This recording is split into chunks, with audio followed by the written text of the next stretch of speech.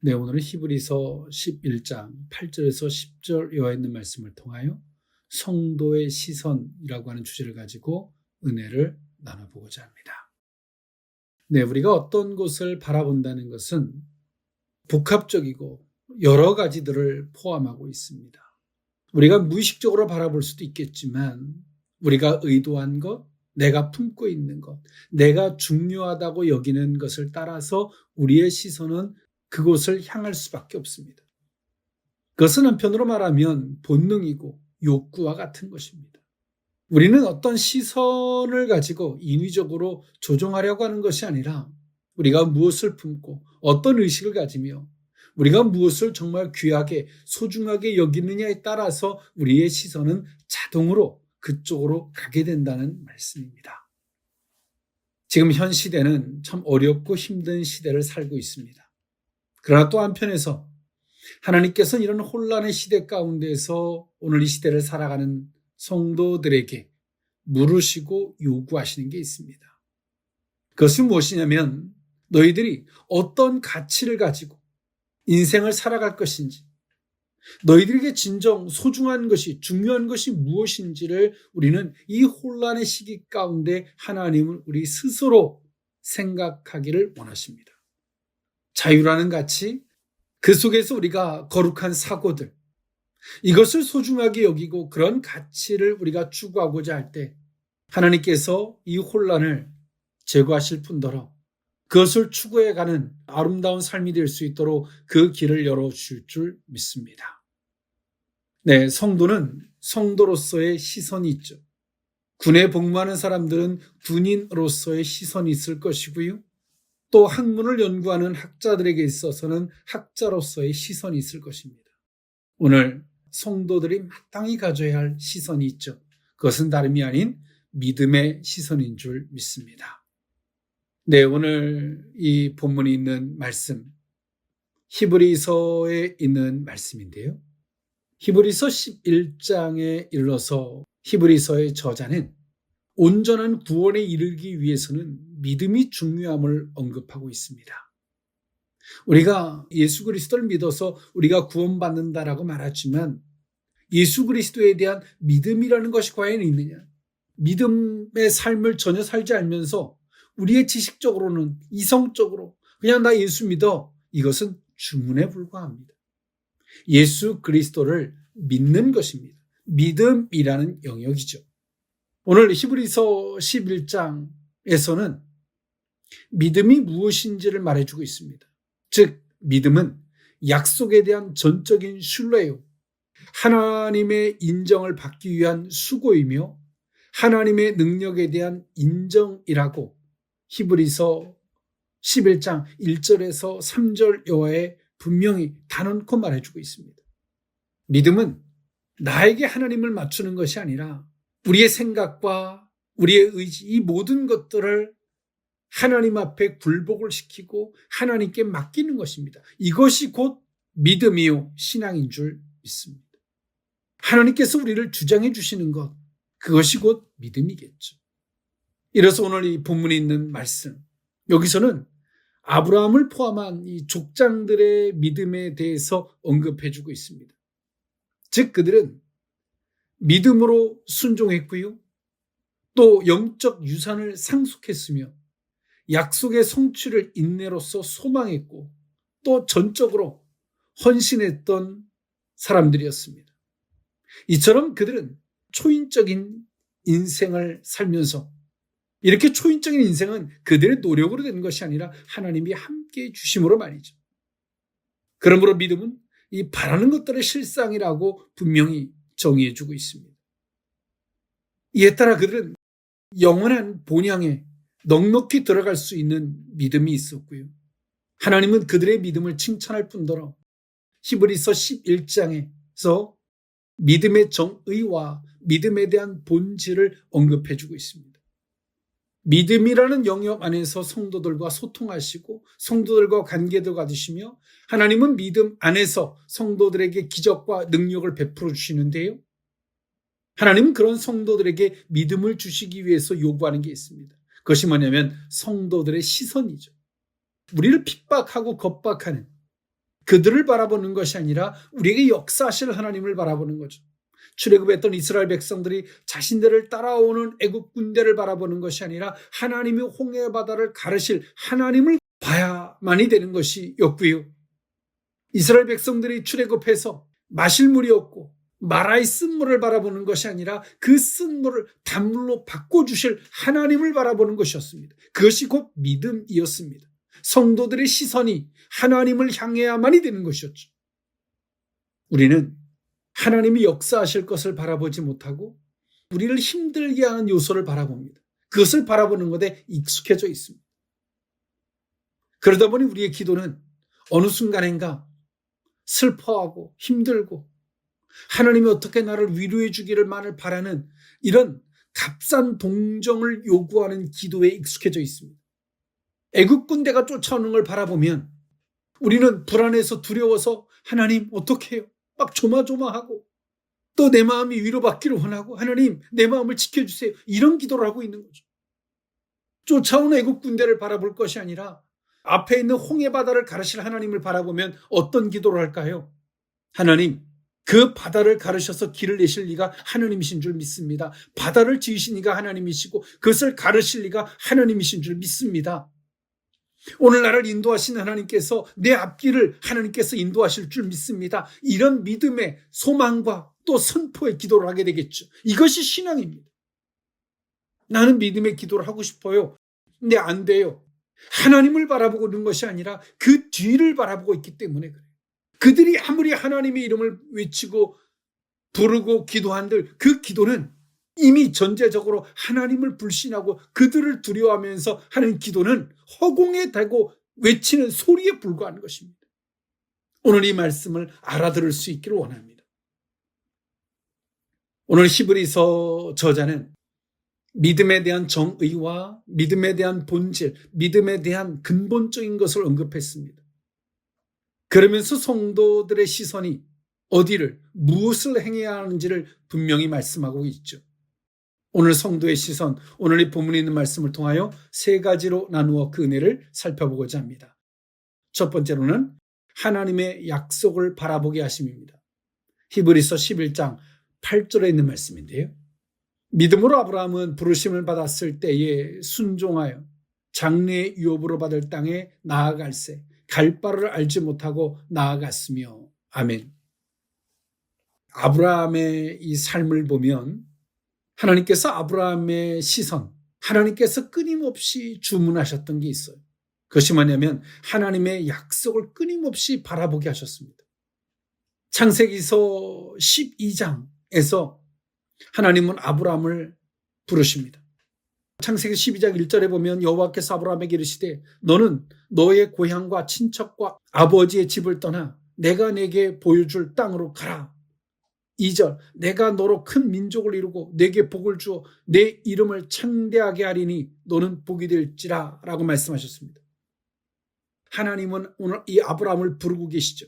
부르시면서 하나님은 아브라함에게 약속하셨습니다. 그리고 이 약속은 물리적으로는 이삭을 낳기까지 약 25년이라는 시간이 걸립니다. 그 25년 동안 하나님께서 아브라함에게 끊임없이 요구하셨던 게 있어요. 그것이 뭐냐면 약속을 바라보게 하는 시선이었습니다. 하나님은 온전히 하나님의 약속만을 바라보기를 하나님이 원하셨죠. 그러나 아브라함은 그러지 못했어요. 하나님의 약속만을 바라보기보다는 항상 뭔가를 옆에 두었습니다. 어찌 보면 인간의 계산이요, 육체적 본능, 욕구와 같은 것이었습니다. 불안하니까, 두려우니까 차선에 어떤 여지를 남겨놓는 거죠. 그래서 아브라함은 조카 롯을 또 하갈을 통해서 난 이스마엘을 그의 종을 아브라함은 하나님의 약속을 온전히 바라보기보다는 끊임없이 뭔가를 더하고 또 그 약속을 때론 확장적으로 해석하려고 하는 이런 논리가 있었어요. 그러나 하나님은 아브라함에게 끊임없이 그 약속만을 온전히 바라보길 원하셨습니다. 그럼 하나님의 약속을 바라보고 아무것도 하지 말라는 것이냐가 아니라 하나님의 약속을 기준으로 한 삶을 살라는 겁니다. 아브라함이 하나님의 약속을 기준으로만 모든 것들을 바라봤다면 굳이 조카하고 분리될 이유도 없고요. 이스마엘을 낳는 자리까지도 가지 않았겠죠. 우리의 신앙은 언약, 약속의 신앙입니다. 성경 이름이 뭡니까? 거룩한 글이죠. 그 거룩한 글 안에는 구약과 신약으로 나눠져 있습니다. 옛 언약과 새 언약이 담겨 있는 것이 곧 성경입니다. 그리고 성경은 하나님이 뚱딴지같이 어느 날 갑자기 하나님의 마음대로 일하시지 않아요. 하나님은 약속하시고 그 약속하신 것을 기준으로 일하셨습니다. 예수 그리스도의 탄생도, 예수 그리스도가 이 땅에 오신 것도 하나님이 약속하셨고 약속하신 것을 근거로 이 땅에 오셨던 분이십니다. 그리고 예수님은 이 땅에 오셔서 새로운 약속도 주셨습니다. 재림에 대한 약속도 주셨고요. 우리의 신앙은 언약을 깃들로 한, 언약을 그 바탕으로 한 신앙을 갖고 있어요. 누가 이렇게 하면 잘 되는데, 아브라함이 창세기 12장에서 하나님의 약속을 받았어요.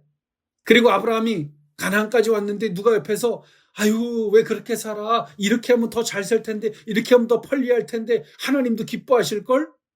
그 말에 속았다면 아브라함은 그건 신앙인이 아니에요. 왜요? 하나님이 약속했던 게 있잖아요. 그 약속을 기준으로 봐야죠. 그 모든 말들을. 그럴 수 있어요. 그러나 나는 아니에요. 나한테는 하나님이 내게 약속했던 게 있어요. 내게 말씀했던 게 있어요. 이것이 신앙입니다.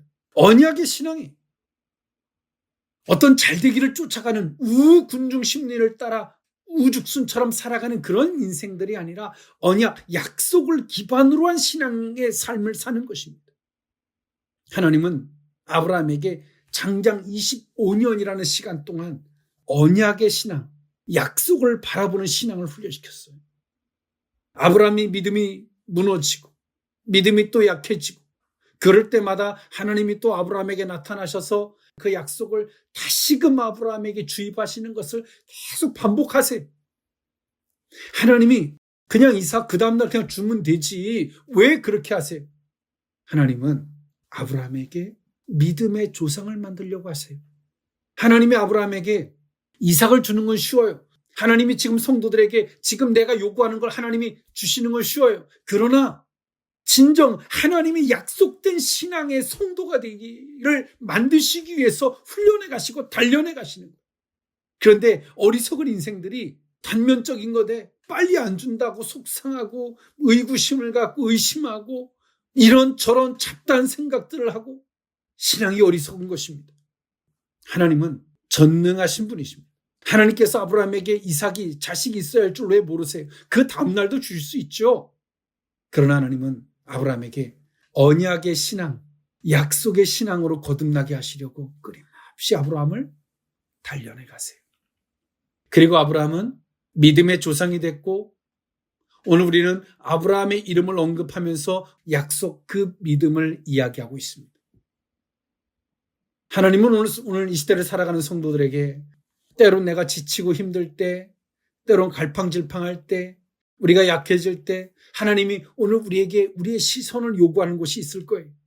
하나님, 제가 어떻게 할지 모르겠어요. 이 말들은 이 말이 맞는 것 같고 저 말들은 저 말이 맞는 것 같고 이런 생각 저런 생각해 보니까 하나님도 혼란스럽고 어떻게 할지 모르겠어요 라고 우리가 하나님 앞에 기도하면 하나님 뭐라 하실 것 같으세요? 거기에 정답을 가르쳐주는 것이 아니라 이렇게 말씀하실 겁니다. 그때 내가 내게 뭐라고 약속했는지 너 그거 기억해봐. 잘 모르겠어요 하나님, 그냥 답을 가르쳐주세요 라고 말해도 하나님이 답을 안 주세요. 스스로 기억해 내기를 원해요. 그것이 뭐예요? 하나님이 인격적인 하나님이요, 약속의 신앙이 되기를 하나님이 원하시는 겁니다. 오늘 우리의 신앙이 때로는 다 무너져요. 아무리 하나님의 이름을 불러도 하나님이 우리에게 뭔가 역사해 주지 않아요. 그럴 때 하나님이 왜 내게 이렇게 하실까? 그 답을 창세기서 17장 2절에 말씀해 주고 있습니다. 이것은 아브라함의 나이가 99세 때 있었던 일이죠. 창세기서 17장 2절에 보니까 내가 내 언약을 나와 너 사이에 두어 너를 크게 번성하게 하리라 하시니 라고 성경은 말씀하십니다. 하나님과 우리 사이에는 뭐가 있어요? 하나님의 약속이 있어요. 예수 그리스도도 하나님의 약속으로 오신 분이세요. 나와 하나님 사이에 하나님의 약속의 말씀이 사라져버리면 우리가 하나님 막 부르는 것은 이방인들이 그냥 신의 이름을 부르는 것과 같은 거예요. 나와 하나님 사이에 그 관계가 깨진 거예요. 무엇으로? 내가 하나님의 약속을 저버림으로. 이제 1년 후면 아브라함이 이삭을 낳습니다. 하나님이 다시금 아브라함에게 말씀하십니다. 나와 너 사이에는 무엇이 있는지 언약이 있다는 거예요. 나는 내게 약속했고 너도 이 약속에 충실해. 나도 이 약속에 충실할게. 이 말씀하시는 거예요. 우리가 하나님이 우리에게 말씀하셨던 것을 저버리고 싶어 저버리는 게 아니에요. 이 세상의 논리를 기준으로 성도들이 바라보다 보면 우리 속에 우리와 하나님 사이의 약속이 무너져 버립니다. 하나님이 아브라함에게 약속하셨습니다. 세상의 이치에 빠른 사람이 아브라함에게 와서 아이고 족장님 뭘 그렇게 힘들게 고민하세요. 하나님은 사랑이세요. 다 시집가고 장가가고 그렇게 애 낳고 그러고 살아요. 요렇게 하면 되죠. 왜 그렇게 힘들게 사세요? 하나님은 다 아세요. 그 말이 달콤하게 들려요.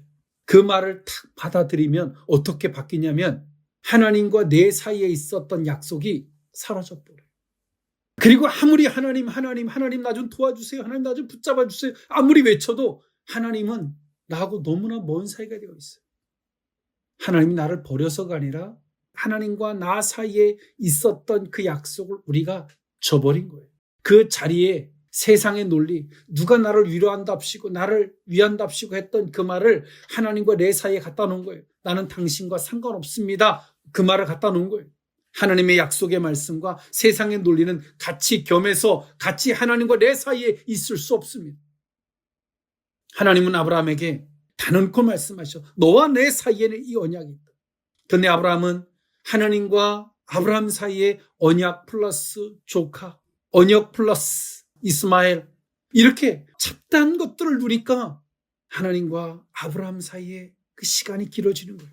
그 약속이 성취되어지기까지 시간이 길어지죠. 하나님이 단순하게 아브라함이 100세에 이삭을 준 것으로 끝이 아니라 오늘 이 계기로 아브라함과 하나님 사이에는 오직 하나님의 약속만 남게 됩니다. 오늘 우리의 시선이 오직 하나님의 약속을 바라보기를, 하나님께서 우리에게 말씀하셨던 것을 바라보기를 하나님이 끊임없이 요구하십니다. 우리를 위한답시고 하는 말들, 세상의 논리들, 다수의 논리들, 합리적인 논리들, 객관적인 논리들 그럴싸합니다. 성도라면 하나님이 내게 말씀하셨던 오직 그 말씀에만 우리의 시선을 두는 겁니다. 그것을 기준으로 그 말을 들어야 할 말인지 아닐 말인지를 분간할 수 있는 겁니다. 거절할 말인지 내가 받아들여야 할 말인지를 판단할 수 있게 되는 것입니다. 이것이 곧 신앙입니다. 이것이 곧 믿음입니다. 성도의 시선 두 번째 미는 하나님이 어떤 분이신지를 바라보게 하십니다. 히브리서 11장 9절에 있는 말씀인데요. 믿음으로 그가 이방의 땅에 있는 것 같이 약속의 땅에 거류하여 동일한 약속을 유업으로 함께 받은 이삭 및 야곱과 더불어 장막에 거하였으니 아멘. 아브라함은 자신뿐만이 아니라 이삭과 야곱, 그가 거하고 있는 곳은 단순하게 내가 좀 살기 편한 곳 이런 개념이 아니라 하나님이 내게 약속하셨던 곳입니다. 단순한 물리적인 거처를 넘어서 정신적으로, 영적으로 하나님이 말씀하셨던 것의 그 기준 안에 있는 겁니다. 그러므로 아브라함이 일평생 삶을 살면서 하나님이 아브라함에게 주문하셨던 게 있어요. 그것이 뭐냐면 하나님이 어떠한 분이신지를 끊임없이 바라보길 원하셨어요. 하나님께서 아브라함을 택해 주심으로 하나님은 인생을 선택하시는 분이시구나. 누구와 상의해서가 아니라 모든 것을 아시고 하나님이 선택하시는 분이시구나. 때론 선택한 백성이 하나님의 약속에 부합되지 못하는 생각들, 판단들을 하고 있을 때 하나님이 그것을 끊임없이 아브라함에게 안 돼, 그러면 안 돼. 그러면서 그것을 제거하셔서 오직 약속의 자리에 서게 하시잖아요. 이 모든 일들을 하나님 안에서 겪으면서 아브라함 마음속에 정립되는 게 있어요. 하나님은 택한 자를 단련하시고 연단하셔서 약속의 자리에 세우시는 분이시구나. 아브라함이 하나님의 말씀을 따라 가나안에 갔지만 그 믿음을 저버리고 애굽으로 갔을지라도 하나님이 긍휼을 베푸셔서 아브라함과 사라를 지켜보았습니다. 그 일을 겪으면서 아브라함이 하나님 감사합니다 라고 끝난 것이 아니라 무엇을 생각했을까요? 하나님이 어떠한 분이신지를, 택한 자를 지키시고 보호하시지만 비록 미련할지라도 긍휼과 자비를 베푸시는 분이시구나. 아브라함은 단순하게 이삭을 얻기 위해서 그가 알지 못하는 땅을 향하여 발걸음을 내디뎠지만 하나님은 오늘 이 아브라함에게 하나님이 어떤 분이신지 그 믿음의 사람을 만들어 가셨습니다. 이삭을 얻었을 때는 아브라함의 신앙은 하나님과 아브라함 사이에 언약만 남는, 언약의 순결함만 남는 신앙으로 거듭나 있었고 하나님이 어떤 분이신지에 대한 그 성숙함으로 풍성해졌습니다. 때로는 성도가 이게 필요해요, 저게 필요해요. 오늘 이게 없으면 내가 당장 죽을 것 같아서 하나님 옆에 막 안달복달하지만 하나님은 그런 과정들을 통해서 성도들에게 하나님이 어떤 분이신지를 훈련시켜 가시는 거예요. 시간이 지나고 보니까 그렇게 안 됐잖아요. 휴 다행이네가 아니라 하나님은 택한 백성을 보호하시는 분이시구나. 그 수치와 능욕 가운데서도 긍휼을 베풀어 주세요. 하나님, 저는 죄인입니다.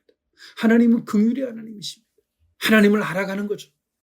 오늘 성도의 시선은 이와 같이 우리가 필요한, 우리가 지금 다급한 어떤 문제의 요소에 시선이 가 있는 것이 아니라 우리를 택하시고 부르신, 우리를 구원하신 분에게 우리의 시선이 가 있어야지만이 문제가 문제처럼 보이지 않습니다. 그 문제를 아버지가 해결해 주세요. 어떻게 그 문제를 내가 접근하고 해결해야 할지 그 지혜를 주십니다. 하나님께서 말이죠.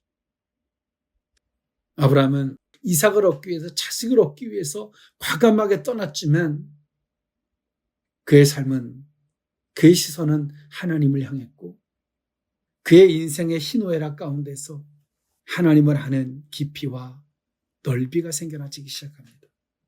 그리고 그는 믿음에 대한 선택, 믿음에 대한 고백, 믿음에 대한 분별, 믿음을 기반으로 한 어떤 행동들을 하는 신앙으로 그 아브라함이 거듭나지고 있는 것입니다. 사랑하는 성도 여러분, 여전히 물리적인 것을 얻기 위한 그런 인생이 되시겠습니까?